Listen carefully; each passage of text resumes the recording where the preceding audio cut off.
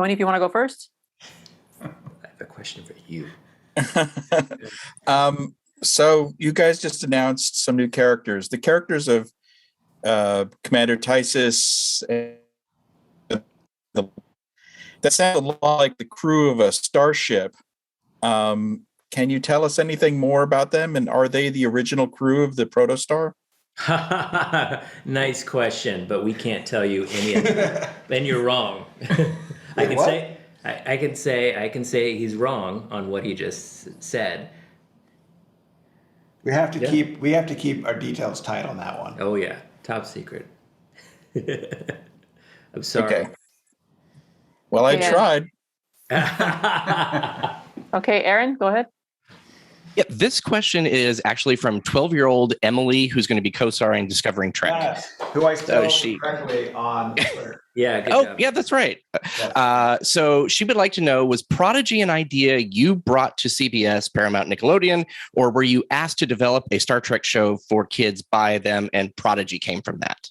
The latter. Secret Hideout came to us and said we would love to figure out an entry point for the Star Trek universe for a younger audience. And then Kevin and I kind of went away, and then we came back and said we'd like to make this show, and they were enthusiastic about it, and the rest is on the screen. Just to add to it, at first we were like really nervous about doing a Trek show because I don't think I could write, an episode of, let's say, Voyager.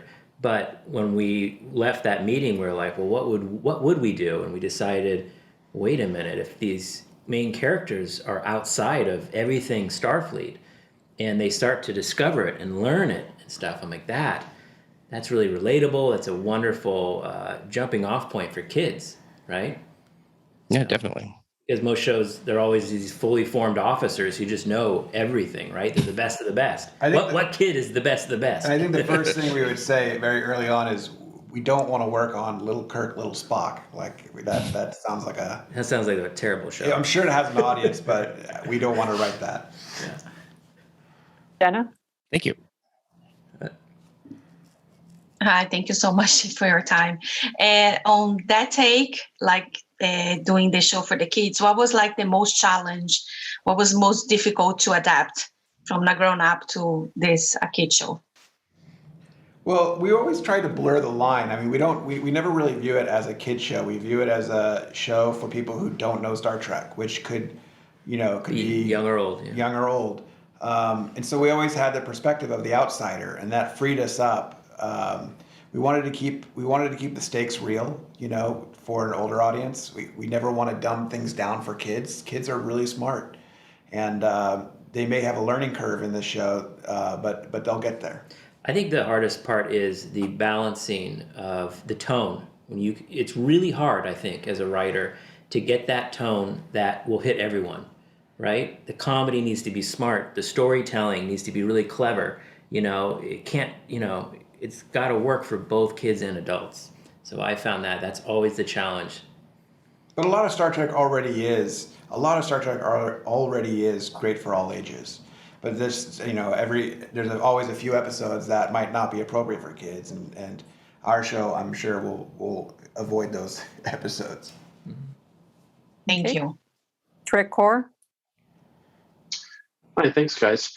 When you came into the show, especially based on your previous work, you sort of had an animation style that you're known for with these productions. What were some of the challenges in translating, the live action world of Star Trek into your style of animation for the series? I mean, you can't necessarily say we have a style of I mean, I guess we have a pace and of tone, but like we worked with other directors and art directors, so each one has its own feel and look to it. But I lost the thread. What's the?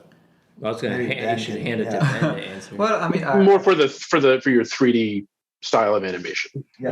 Yeah, and I don't think we necessarily try to carry through a certain or specific style from something else, as much as trying to create something anew that would capture all the elements that we're looking for, right? So it's kind of looking at the page, looking at the the intentions of the character and the ambition of the show as a story and as character-driven story, and then how do we kind of like best capture this with animation, and therefore we decided to go, very cinematic in terms of the scale of the adventure. We wanted to have something that was, that would fit really nicely within other Trek shows, because we're canon, where it is a continuation. So we wanted that realism of the world itself feel as realized as other Trek shows, so that also dictated, that started dictating kind of like how we would design the world itself, the background, how lived in it is, how tangible and texture it is.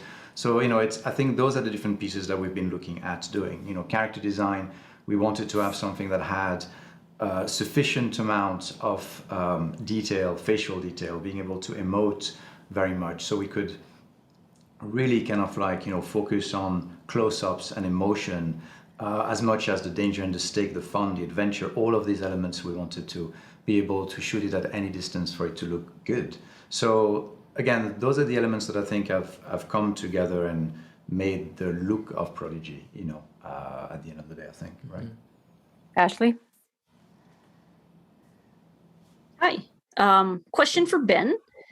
So you've directed many short films and series, and a lot of those are based on other works like Heavenly Sword and Harry Potter. How do those experiences compare with directing for a longstanding franchise like Star Trek? In some ways, thanks to Kevin and Dan and Nick and Nickelodeon and Paramount. I think there was a lot of excitement, enthusiasm, and freedom in terms of really create something that did not necessarily need to mirror anything prior to it, aside from tone, respecting rules in terms of what the world has established. But in terms of like visually creating imageries, we really were it was very flexible, very organic, and therefore very creative. I can say the same, for the Harry Potter animation, for example, where we made an animated version of, a fantastical world, and therefore that piece of content did not exist, in that mythology yet. And I think it's the same here. We're adding a piece of the puzzle we're not duplicating it. We're just creating an addition to it. And by doing that and using a different medium, it just gives us a lot of lateral movement. We can go back to the known, we can explore the unknown, and hopefully just marry the two in an interesting way. Okay, Gig? Yeah. Is Captain Janeway the only hologram that you guys actually considered for your show? And are there going to be other appearances of other characters from other Star Treks? Well, first of all, 100%, we knew it was Kate right away. We knew it right after. It was like, kids who don't know anything about Star Trek, and then Kate Mulgrew. It went in that order. She's loving but disciplined. She just fit that perfect mentor, we think, for a bunch of wayward kids. And let's just say, yes, there will be other holograms, but I don't want to make it sound like legacy characters who might show up in our show are going to be holograms. Our kids are starting in the Delta Quadrant, and they're venturing into Federation space, the Federation space of all the other shows, at that time period. So we might see real characters coming in, not as holograms. Thank you. And Brittany? Hi. So I was wondering, since it's been revealed that it's an NX experimental class ship and one with a cadet training program, are there going to be new surprises for Trek fans that are already watching the show, and for the new crew as well, and obviously without spoiling? There is some big secrets about the ship that will be explored, and it's the season revolves around some of those secrets. So I think even even though you guys have seen the ads and you knew Janeway would show up, when we first wrote the pilot, no one had any idea until you get to that last page, and all of a sudden Janeway shows up, and it was really, really shocking. We love mystery. We love moments like that, and there will be many more ahead. Awesome. Thank you. Thank you.